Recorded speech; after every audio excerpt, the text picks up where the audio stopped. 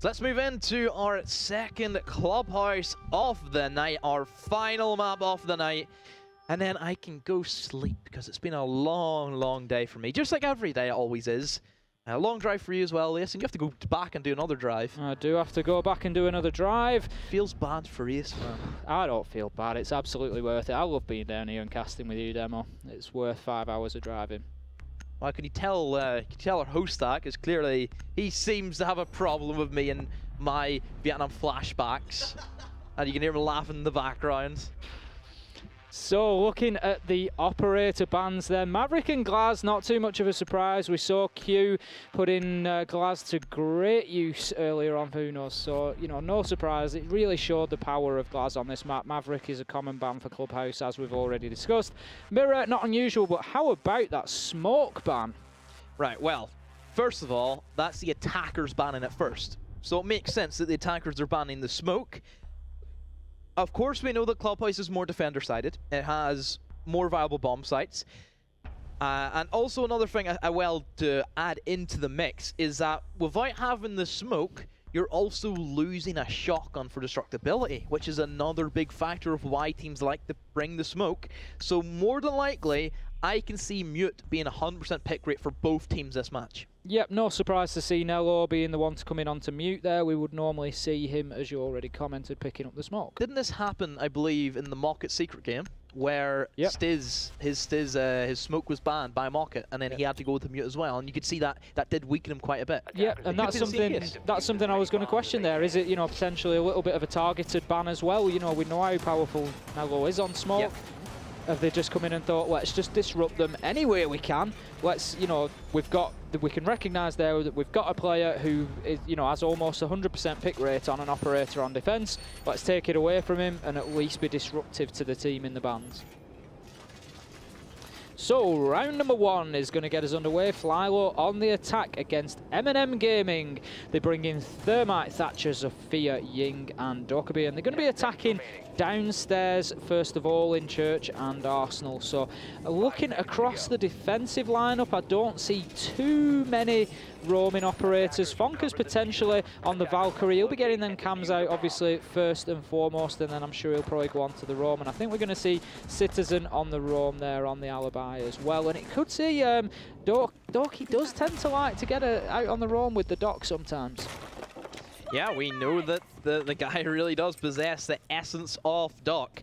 I've asked him, physically I've asked him, why do you play Doc all the time? And he's like, he is the complete package as a defender. You have a great gun, you're free armor, you can still move about the map pretty well, and you can also heal yourself. Already the first engagements will be happening, and it's MnM on the back foot. It was a quick rush coming in from Flylo, and this is seeming like a Vex type of play. It now into a 2 versus 4. Tristan has still been damned, and he hasn't been picked up since.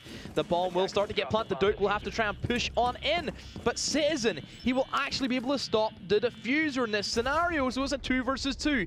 Quicks will have to try and pick up Tristan, and he will do that, and still 2 minutes to go. What an impactful round already for Flylo. They have control of the bomb site, and it means that MnM have to work their socks off to get back in for it. Citizen still playing aggressive. The constant tags from, I believe, the Valkyrie cameras are starting to come in, and that will be a kill coming in from Doki onto the planter. You can see the challenge coming in as well from Tristan, as he will follow Citizen a 1 versus 1.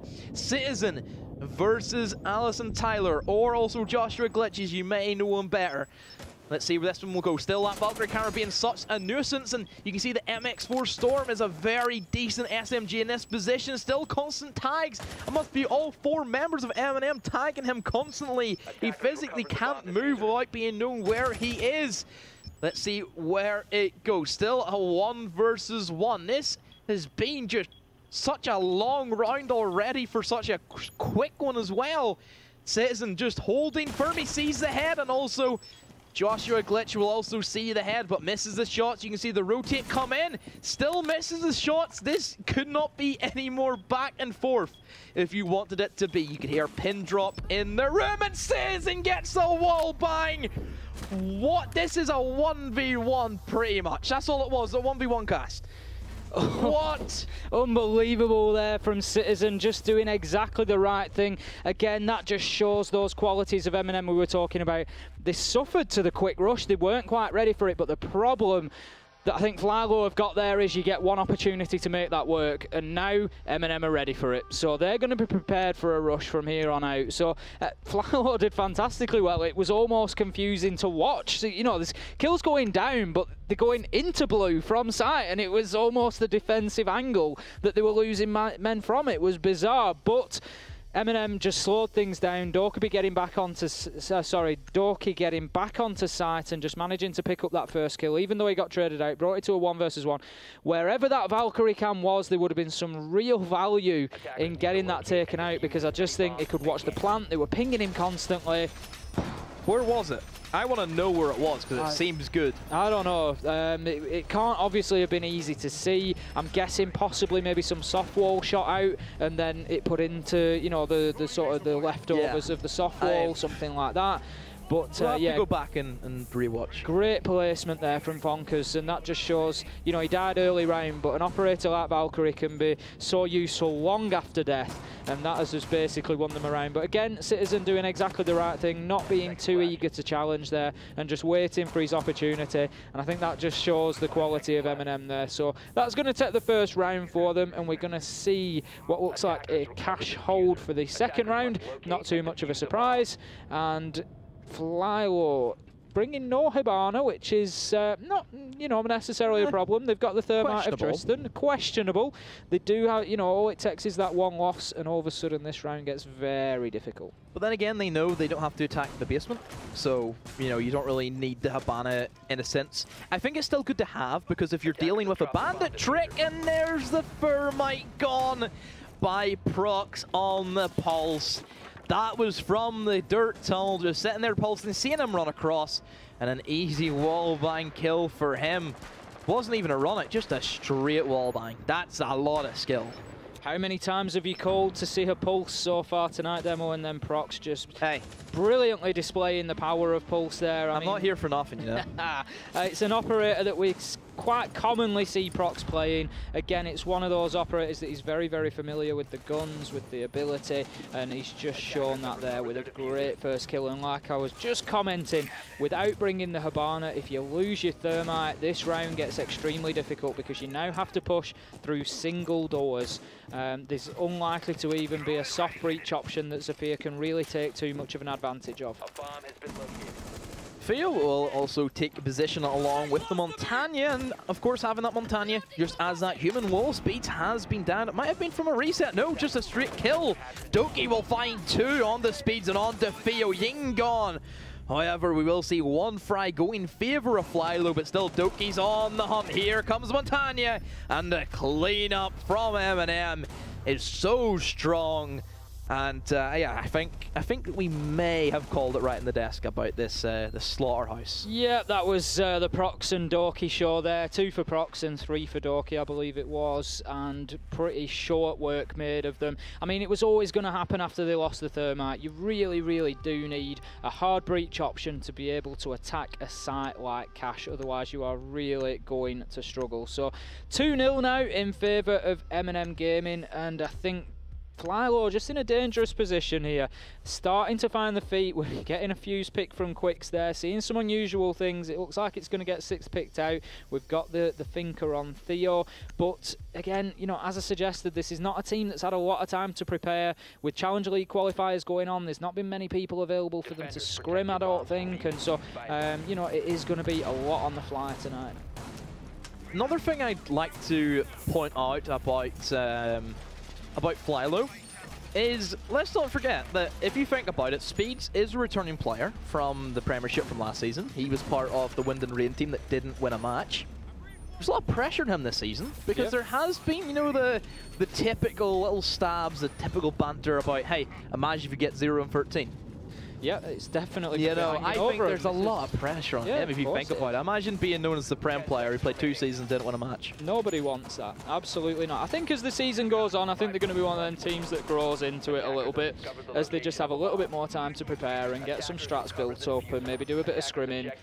Yeah, I think that maybe they build into it. But then they play Secret. This week is, I don't think it's going to be their week. Hopefully next week will be theirs if they do look back. But still, it's not over yet. Absolutely not. It's Siege. Anything could go wrong. MnM could let it slip. Maybe throw a couple of rounds that maybe they think, oh, it's not a big deal. That might boost the confidence of Flylo, and they start pressing on. We've seen that before where teams have pulled back massive deficits in the past. Prox here trying to shoot the Habana pellets with the castle. Quite an interesting strategy. Doesn't work, and that will be the down onto the Montagne, and a quick kill from Nello as well. Funkers will find the down Montagne, but Prox will fall to Speed, who is still on the hatch. And Flylo, they're just trying to force their way without drones. Yep, and that's never going to work out well. Information is absolutely key in Siege, and interesting there from MnM dropping the hatch and just bringing a couple of players, you know, Monty dropping down, and they were just stood there waiting for him, and 2 easy kills. But Alison Tyler will even things up. Fonkers trades that one straight back out with one of his own onto Speeds though, so that will leave MnM still in a man advantage. 3 versus 2, Finker and Zafia with it all to do here. Fonkers gets one of the 2, and that is now a 1 versus 3 for Theo. All he can hope to do is break this down into 1 versus 1 engagements and win his gunfights. He has got 2 adrenal surges left. I think he needs to make sure that he puts those to good use, but he won't get a chance as Nello jumps out of the window and just finishes things off with the 3rd round for MnM. Gym and Bedroom out of the way. Another strong defense being shown, and I think Flylo are seeing the strong operators available. We know that Montagne can be extremely strong, Ying as well, but not the way they're playing them. They're not executing properly. They're trying to force in their Montagne without having any signs of intel. And it looks like we're going to have to go for a rehost and go back to the desk. I think ultimately what we're seeing, like you say, is Flylo don't have too much of a plan, so they just sort of almost, is it almost memeing? It's just going up to a hatch, dropping it, everybody pile in, see what happens, let's rush dirt, see what happens, and at the minute, we're seeing what happens. MnM punish you. Yeah, MnM, they have that dictative playstyle. They've been around for quite some time. They have that experience. They scrim Pro League teams, Challenger League teams regularly. They have that constant scrimmage. They have these strategies perfected. I'm not imagining that they are using these certain strategies. They want to keep them for the Challenge League where it really does matter, especially in those playoffs. They want to make sure that whoever is watching, whoever it may be, you have other teams there like Trust Gaming, like Movie Star Riders and Ariki, who could be sitting here watching their opposition. They want to give anything away, just like, you know, Team Secret doesn't want to do that either. No, you're absolutely right, and I think, to be honest, Flylo's doing them quite a big favour in those terms because they're just attacking so randomly that MnM don't need to set up in a strat. They don't need to think about, you know, exactly what this push is going to be. They're just playing a little bit more reactively on defence, and Flylo are allowing them to do that, so this works great for MnM. You know, so long as they play in an organised fashion and they have that teamwork and comms there, they're more than likely going to come out on top, which they are doing. You know, I know a couple of the MnM guys quite well, and these guys are playing 40, 50 hours a week some weeks. You know, they're playing an awful lot at the minute as a 5, and it's showing exactly what happens with that. They know what each other is thinking, they know what they're going to do before they do it. Let's not forget as well, MnM, they have a coaching staff behind them. They're, again, besides Secret, I'm pretty sure they're the only team that I know that has a dedicated coach that does a lot of work for them as well. They have a dedicated analyst as well. They have great support, just like Secret do with Hellby, and we know that whatever goes in behind the scenes can make all the difference. You look at every single team in Pro League, they have a coach, apart from Rise Nation. Yeah, we're starting, I think, you know, after, not Shaz's popularity has risen, but after, you know, going through the Penta phase and into G2, and I think so many teams have looked at that situation and seen the real value that Shaz brings there, you know, which I don't think anybody can question. And slowly, one by one, they're starting to try and replicate and emulate that, and that's absolutely no surprise. I think a great thing to talk about as coaches is Look at Gotcha, coach of Evil Geniuses. He put a tweet out saying that he wants to leave a legacy behind him. Yep. Just like Shas has done already. Absolutely. You think of G2, the history they have, Shas was right in the background, still is in the background.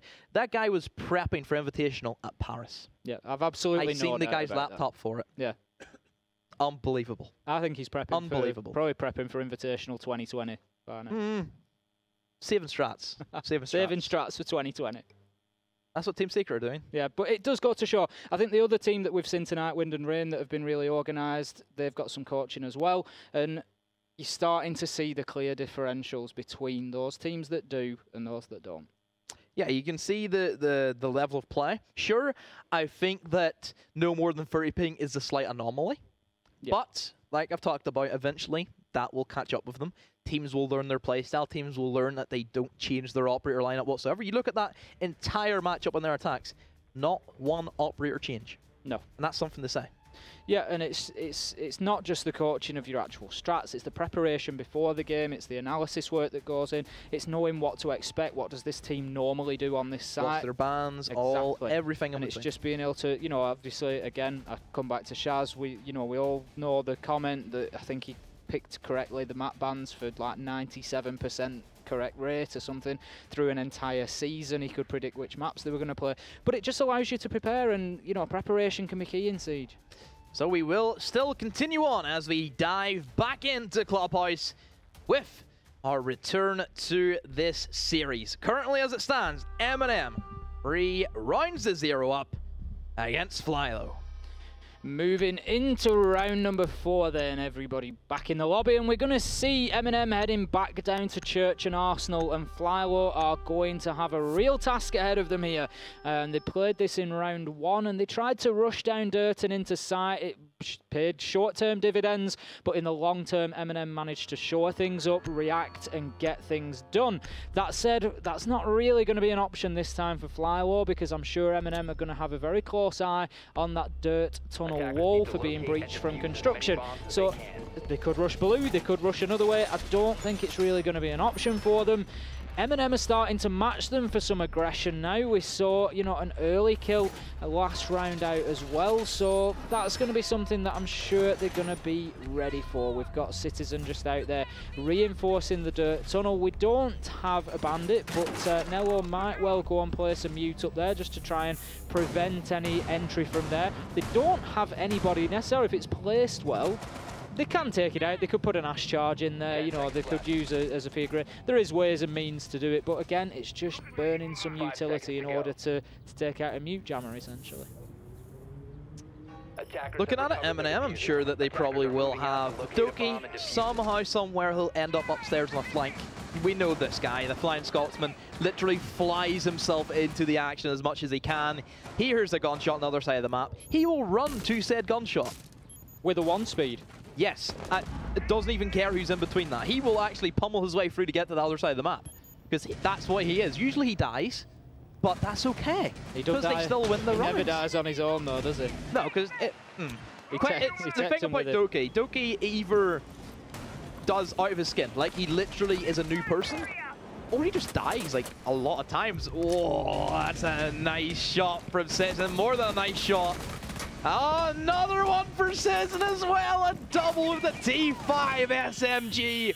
That will surely stop Flylo in their tracks. No planes will be taken off from them today, and even gonna get phone called and pushed as well, and somehow he stays alive. This man. Another one for him as well, a triple for Citizen. Can he find the 4th? This is the same angle he was holding last time. But hey, look, he's upstairs and he dies. Wow, who would have guessed it? I'd say it's almost like you've cast him before, Demo, but how about... too many times, that's the problem. How about that? 3 fantastic kills from Citizen, absolutely dominating blue corridor. I think he knows that somebody's rotating to oil pit. The couple of gunshots there is just going to tell him that that's the case. He's just waiting to see if he can get that angle. Do they know he's there? Yes, they do. Shots will be exchanged, but Citizen will get the kill onto Quicks, and we've got Theo just waiting in spawn. And I could be wrong, but But has all the kills gone to Citizen? Is he looking at an ace? He's looking for the ace. He's looking for the ace here. Is Theo going to deny him by just Theo, staying? give him the ace. He's going for it. Guaranteed he's guaranteed the type in chat. He's going to move out, and there we go. Theo will give up the ace. The Citizen, well. I don't know how much we can count that, but we'll give it to him. 4 fantastic kills down in blue, showing his quality there. What am I watching? I think they've just held up the white flag. Do you think? I think they've surrendered, to be honest, at this stage in time. I can't stop laughing. Take over ace before I crack up again, before the face pan comes out. The thing is, it's not always the easiest situation to play in. For somebody like MnM now, what they've got to do is they've got to show that professionalism to still set up properly every time, to still make sure they're watching their angles and not to do anything silly that's going to cost them the round to a quick rush or something that's unpredictable. So whilst, yes, Flylo are struggling a bit and they're definitely faltering as we expected, it's still not a given for MnM, and you know, that's when you can start losing a couple of rounds here and there because the team just rush in and you're not properly prepared. And they've got to remember, ultimately, this is not a show match, it's a tournament and there's money on the line, and they've got to stay professional and finish things off, and I'm sure MnM will want to do that, and they'll be looking for that 7-0. Have you calmed down, Demo? I'm good, don't worry, the time's passed. I'm back in action, just as long as we don't see something else. I really hope we don't. But no. Time will tell. Flylo once again. They're just forcing the Ying, and I don't even think I've heard a Candela go off yet. That's been 4 rounds.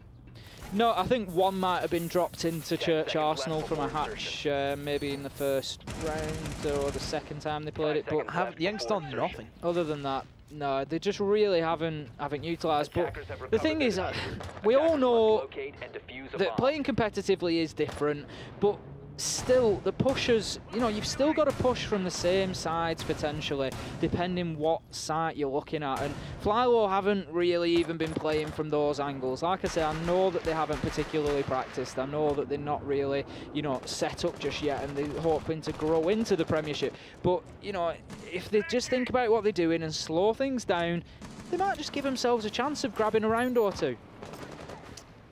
Doki will be switching out that dock, which just hasn't worked for him at the moment. You know, we've seen him try and rotate, got killed, so instead he's went for the 9mm. Theo has got the BOSG, a shotgun we don't see too often. Actually a very fun one to play with. You know, it hits like a truck. Yeah, let's be real here. You get hit by that, you're dead. Skill cannon, absolutely.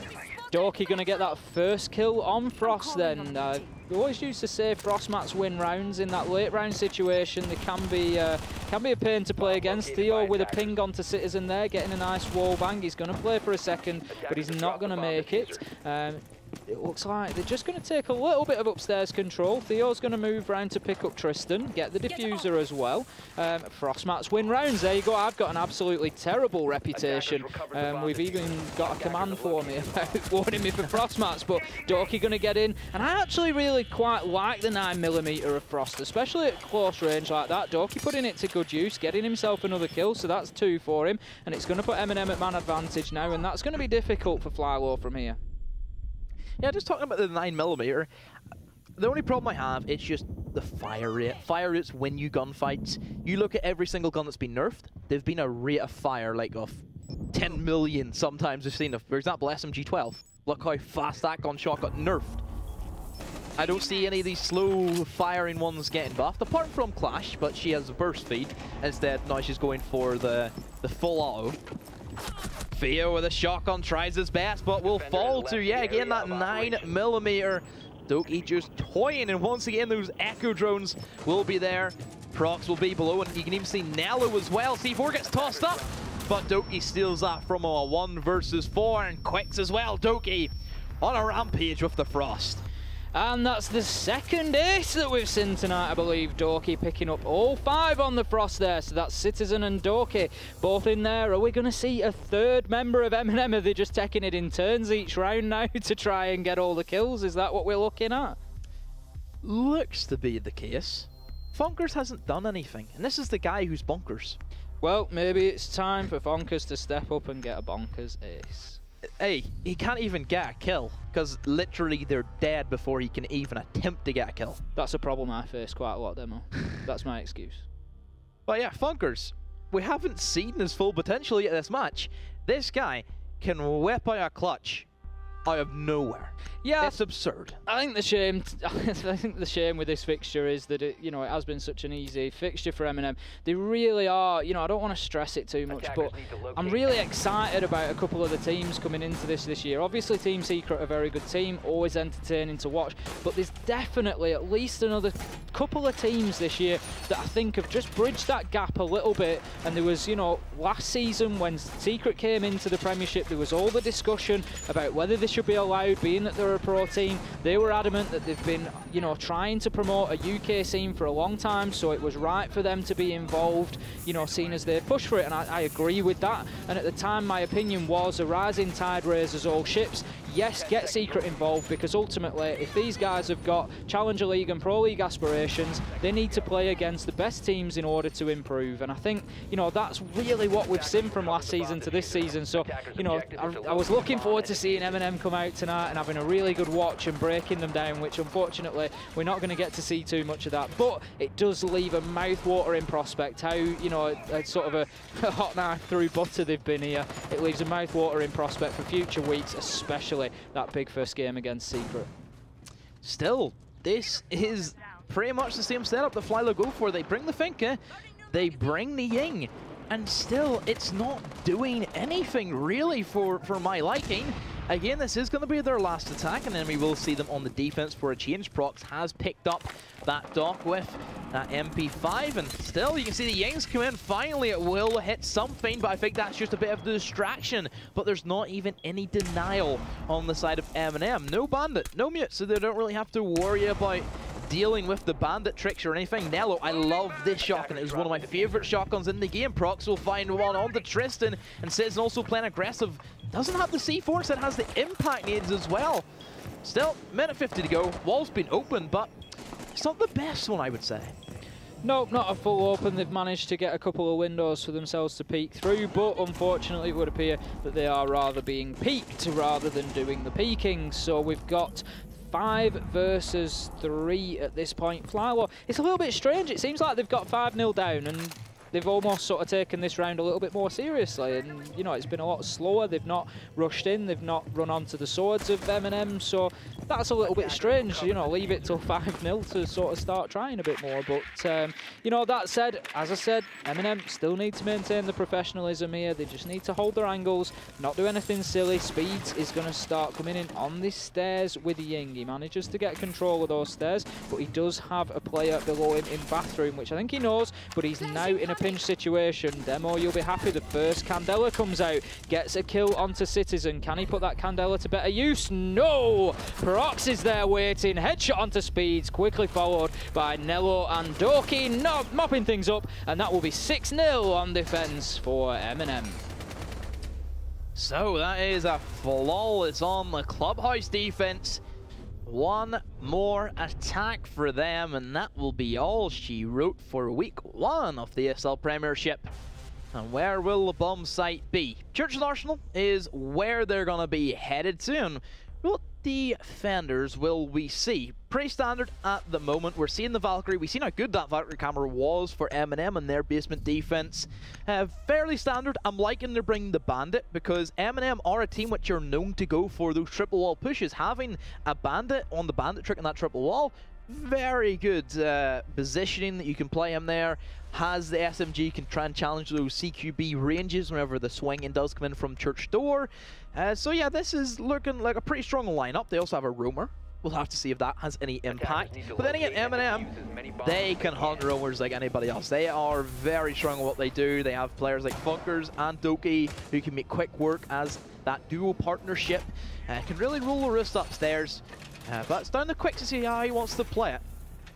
Clearing roamers really comes down to, I think, the organisation of the team a lot of the time. Yeah, you've got to have good fraggers in there so that they can win the gunfight when it comes, but it's about players not droning themselves in. We saw a team of fraggers earlier with Ping versus Unnamed, and I noticed it a few times during that match. Madman would drone ahead of himself, come out of his drone and then rush in himself, and it just slows down that whole process, which is so important when hunting roamers, and it gives people the opportunity to move once you've come out of your drone. You get them spotted and then they're in a different location, whereas a team like MnM with their sort of coordination, you're going to have Prox droning in right ahead of somebody like Doki, and he's going to be running full speed behind it. So when that drone goes into a room, it's not 10 seconds between because somebody has to get off and run in.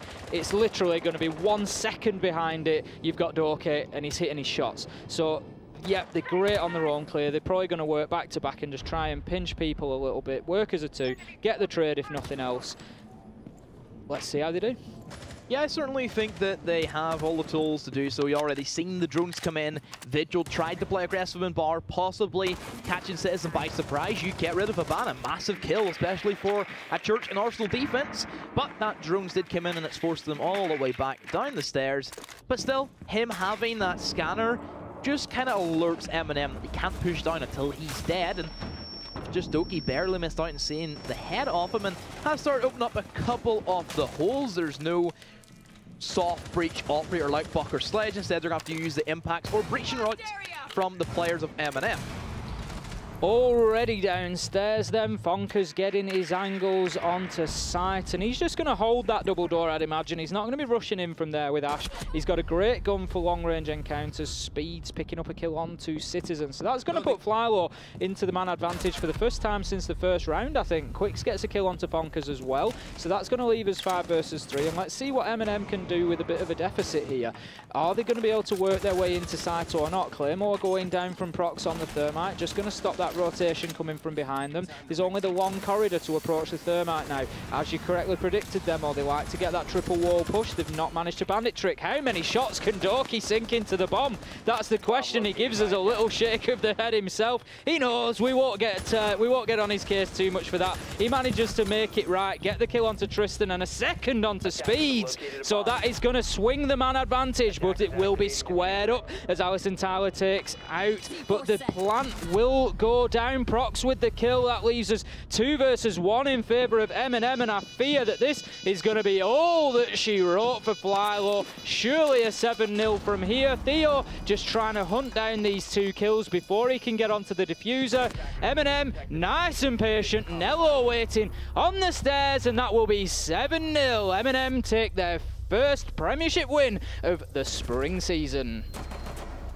Seems to be that we in the desk actually know what we're talking about. Ooh. You said whitewash. You said whitewash, Harry. I started it, and then you finished it for me. So, yeah, no, we did say it before the match started, didn't we? 7-0, I wasn't too sure. Maybe they'll take a round, but that was a dominating fashion by MnM Gaming there.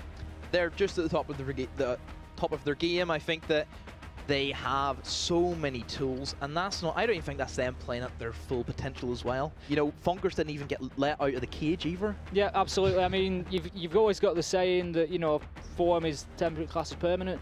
I think what we've seen there is a very dangerous territory where both of them come together, and we've got a class team that are just in form right now and just absolutely run over Flylo there. Yeah, even with Flylo, the only thing we can say is that even though they're inexperienced as a team right now, hopefully over the weeks to come they can make some kind of improvement. But we're talking major, massive improvements here, especially after seeing that first series. We may be talking roster changes, I think, if next week doesn't go their way.